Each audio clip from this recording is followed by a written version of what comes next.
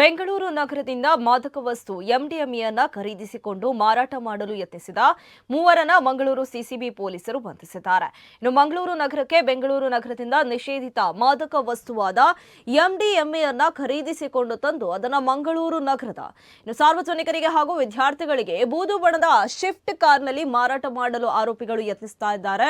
ಇನ್ನು ಉಳ್ಳಾಲ ತಾಲೂಕಿನ ತಲಪಾಡಿಯ ಪರಿಸರದಲ್ಲಿ ಆರೋಪಿಗಳು ಮಾದಕ ವಸ್ತು ಮಾರಾಟ ಮಾಡ್ತಾ ಇದ್ದಂತಹ ಬಗ್ಗೆ ಖಚಿತ ಮಾಹಿತಿಯನ್ನ ಪಡೆದ ಮಂಗಳೂರು ಸಿಸಿಬಿ ಪೊಲೀಸರು ಕಾರನ್ನ ಪತ್ತೆ ಹಚ್ಚಿ ಆರೋಪಿಗಳನ್ನ ಬಂಧನ ಮಾಡಿದ್ದಾರೆ.